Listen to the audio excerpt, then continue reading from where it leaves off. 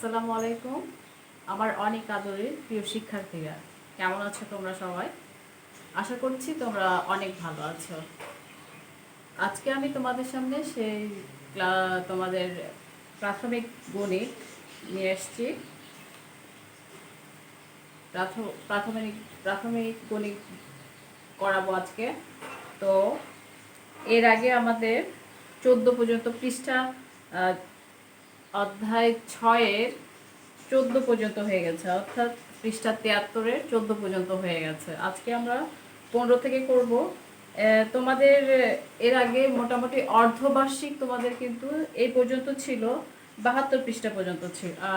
যোগ বিয়োগ গুণভাগ সংক্রান্ত সমস্যা ছিল, যোগ বিয়োগ গুণভাগ সংক্রান্ত, ওখানে অবশ্য পৃষ্ঠা উল্লেখ করা ছিল না। তো আমি মোটামুটি ওটা 72 পৃষ্ঠা পর্যন্ত ধরে নিয়েছি, যে ওটা তোমাদের অর্ধবার্ষিক পর্যন্ত ছিল। তো 73 পৃষ্ঠার 11 নম্বর থেকে আমরা বার্ষিক হিসাবে ধরব। তো এর মধ্যে তাহলে আমাদের 11, 12, 13, 14 হয়ে গেছে। আজকে আমরা 15 নাম্বারটা করব। আর আমি আশা করছি আগের অঙ্কগুলো তোমরা বাসায় প্র্যাকটিস করছো। তো বোর্ডে দেখো আমি অঙ্কটা লিখেছি।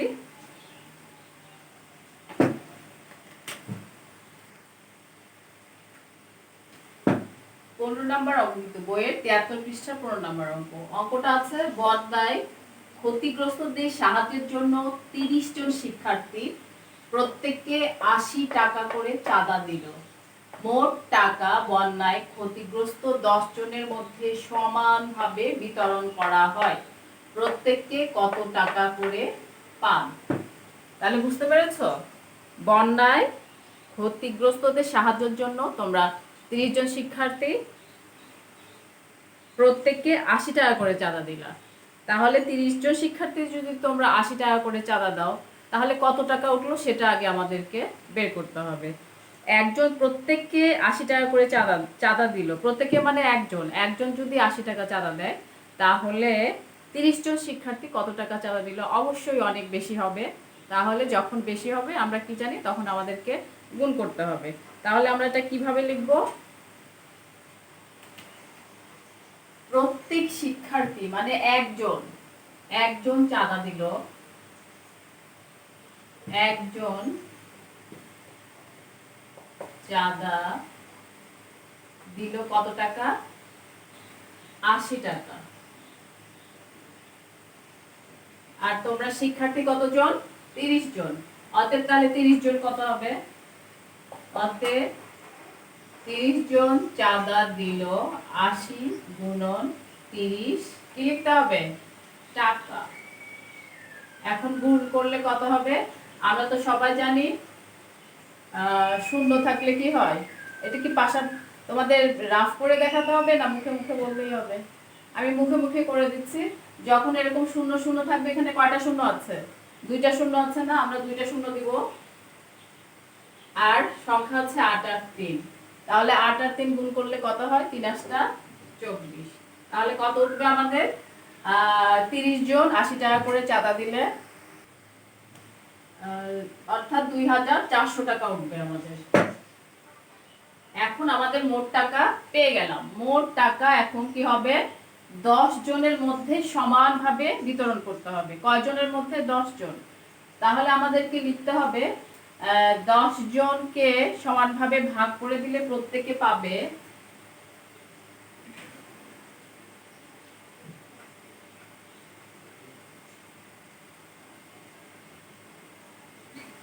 10 জনের মধ্যে সমানভাবে ভাগ করে দিলে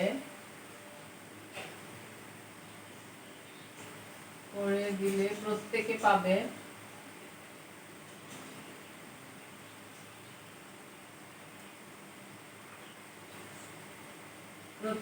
এটা ভাগই করতে হবে। তাহলে 2400-কে আমরা 10 দিয়ে ভাগ করব।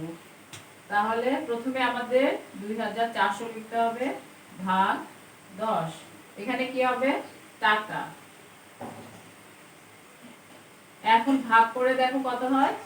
এটা তোমাদেরকে রাফ করতে হবে, পাশে ডান পাশে রাফ করবা।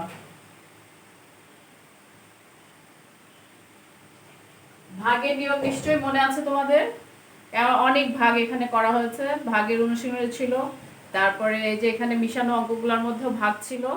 আমি আর নিয়মে বিস্তারিত যাচ্ছি না, শুধু আমি বলে দিচ্ছি কিভাবে করব।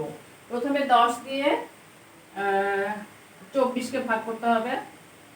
তাহলে 10 একে 10, 10 দুগুণে 20, 3 10 30, 24-এর চেয়ে বেশি হয়ে যাচ্ছে, আমরা 2 বার নিব।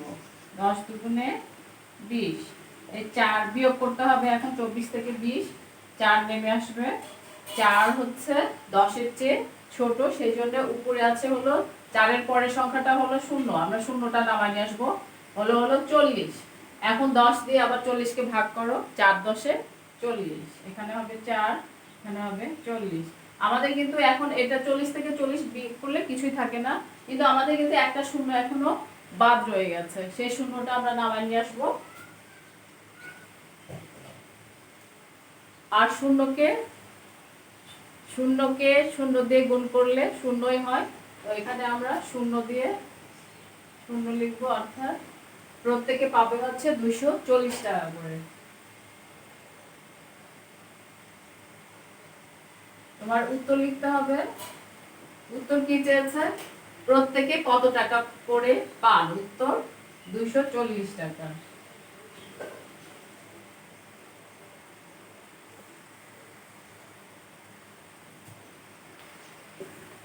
এবার আমরা 73 পৃষ্ঠারই 16 নাম্বার অঙ্কটা করব। 16 নাম্বার অঙ্কটা লেখা আছে, মায়ের বর্তমান বয়স পুত্রের বয়সের 3 গুণ। মায়ের বর্তমান বয়স 45 বছর, পুত্রের বর্তমান বয়স কত? তোমরা বর্তমানটা বোঝো তো, অতীত, বর্তমান, ভবিষ্যৎ, এই এই তিনটা জিনিস বোঝো। অতীত মানে হচ্ছে যেটা তোমার চলে গেছে, এখন তুমি 3-তে পড়ো, 1 বছর আগে তুমি কোন ক্লাসে পড়তা? 2-তে, ওটা হচ্ছে অতীত। আর এখন তুমি কোথায় পড়ছো? 3-তে, এটা হচ্ছে বর্তমান। আর ভবিষ্যৎ হচ্ছে তুমি যখন 4-এ উঠে যাবে, ওটা হলো ভবিষ্যৎ। তাহলে অতীত, বর্তমান, ভবিষ্যৎ। এখানে মায়ের বর্তমান বয়স দেয়া আছে, মায়ের বর্তমান বয়স হচ্ছে 45 বছর, পুত্রের বর্তমান বয়স কত? আর মায়ের বর্তমান বয়স হচ্ছে পুত্রের বয়সের 3 গুণ, অর্থাৎ মায়ের যদি 45 হয় তাহলে পুত্রের কত বয়স সেটা তোমাদেরকে বের করতে হবে। এখানে 45-কে 3 দিয়ে আমাদের ভাগ করতে হবে, এখানে 3 গুণ বয়স দেয়া আছে। মায়ের যে বর্তমান বয়স, তাহলে এই যে আমরা মায়ের বর্তমান বয়সটা দেখতে পাচ্ছি 45 বছর, এটার মধ্যে কিন্তু পুত্রের যে বয়স সেটা 3 গুণ দেয়া আছে। সেজন্য আমরা 1 ভাগ বের করতে হলে, অর্থাৎ পুত্রের বর্তমান বয়স বের করতে হলে আমরা 45-কে 3 দিয়ে ভাগ করব, তাহলে আমরা পেয়ে যাব মায়ের পুত্রের বর্তমান বয়স কত।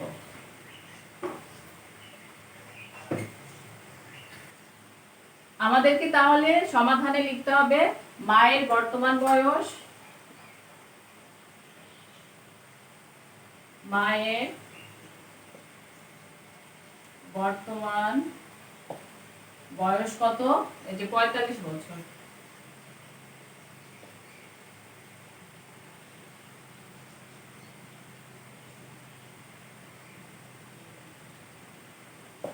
অতএব পুত্রের বর্তমান বয়স, পুত্রের বর্তমান বয়স কি হবে? 45 ভাগ 3, কেননা মায়ের যে বয়স তার 3 পুত্রের বয়সের 3 গুণ হচ্ছে পুত্রের যে বয়স তার 3 গুণ হচ্ছে মায়ের বয়স, সেই জন্য আমরা 3 দিয়ে ভাগ করব। এত এখানে বছর লিখবা। তাহলে 3 দিয়ে 45-কে ভাগ করলে কি হয় দেখানো লাগবে? আমার মনে হয় লাগবে না, 3 15 45 হবে। আমরা তো নামতা তো সেই প্রথম ক্লাস থেকেই বলতেছি যে 1 থেকে 20 পর্যন্ত সব ঘরের নামতায় তোমাদের মুখস্থ রাখতে হবে। আর এটা আমরা তাহলে এখানে যদি 3 দিয়ে 3 15, আচ্ছা আমি ভাগ করে দেখাচ্ছি। প্রথমে আমরা 3-কে 4 কে 3 দিয়ে ভাগ করব। 4 কে 3 দিয়ে ভাগ করব, একবার যাবে, তারপরে 4 থেকে 3 বাদ দিলে 1, এই 5টা নেমে আসবে, 3 5 3 5 15, এই যে 15 পেয়ে গেলাম, অর্থাৎ 15 বছর। তাহলে পুত্রের বর্তমান বয়স কত হলো? 15 বছর। 15 কে তুমি 3 গুণ, পুত্রের যে বয়স, মায়ের বয়স হচ্ছে তার 3 গুণ, তাহলে 15 কে তুমি 3 দিয়ে গুণ করে দেখো তো 45 হয় নাকি। এখানে যে 45 দেয়া আছে, মনে হয় তোমরা সবাই দেখবা যে 45ই হচ্ছে। তাহলে উত্তর কি হবে? পুত্রের বর্তমান বয়স 15 বছর। অঙ্ক কিন্তু শেষ, এটাই পর্যন্তই। অর্থাৎ উত্তর পুত্রের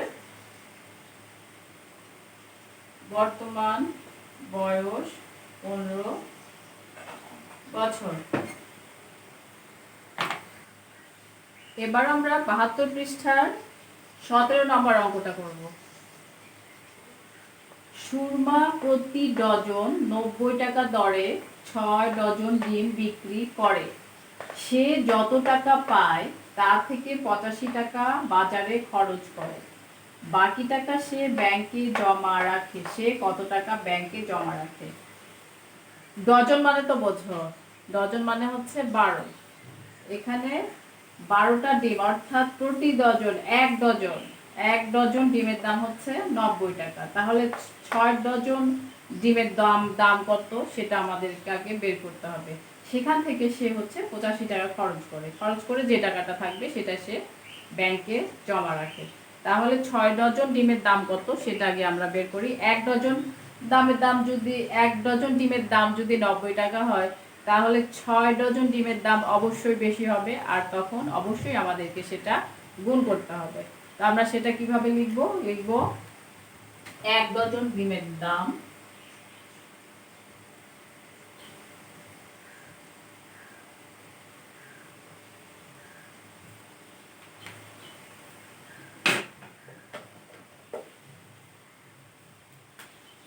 এক ডজন ডিমের দাম 90 টাকা। অতএব কয় ডজন? 6 ডজন। অতএব 6 ডজন ডিমের দাম 90 গুণন 6, এখানে টাকা। তাহলে কত হবে? 6 শূন্য শূন্য 6 9 54। তাহলে আমরা 6 ডজন ডিমের দাম পেয়ে গেলাম। 6 ডজন ডিমের দাম হচ্ছে 540 টাকা।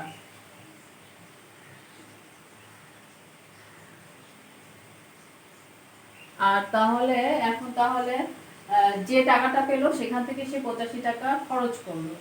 তাহলে লিখতে হবে সে যত টাকা পায় তা থেকে 85 টাকা বাজারে খরচ করে। তাহলে লেখো সে ডিম বিক্রি করে পায়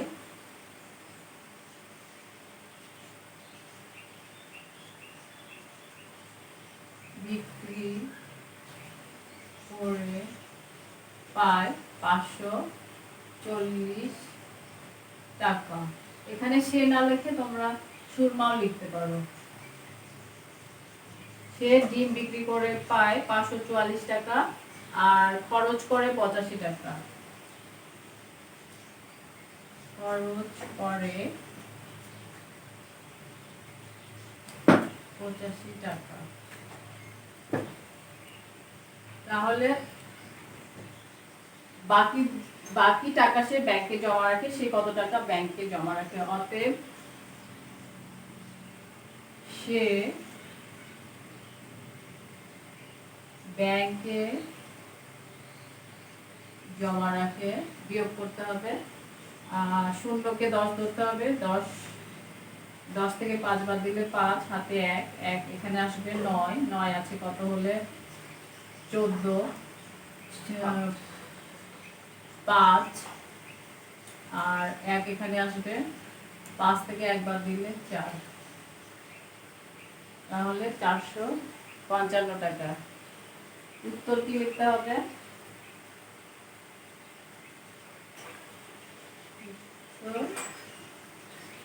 ওই 455 টাকা লিখলেই হবে। তো 72 পৃষ্ঠা 73 পৃষ্ঠা, সরি 73 পৃষ্ঠার আমরা আজকে করলাম হচ্ছে 15, 16, 17। এই অঙ্কগুলো তোমরা SW খাতায় করবে, আগে এমনি প্র্যাকটিস করবে, করার পর যখন দেখবে যে হ্যাঁ আমার ঠিকঠাক মতো হচ্ছে, কোথাও ভুল হচ্ছে না, তখন এই 3টা অঙ্কই তোমরা SW খাতায় করবে। আর পরবর্তীতে পরের অঙ্কগুলো নিয়ে আমি আবার আসবো। সেই পর্যন্ত সবাই ভালো থেকো, আল্লাহ হাফেজ।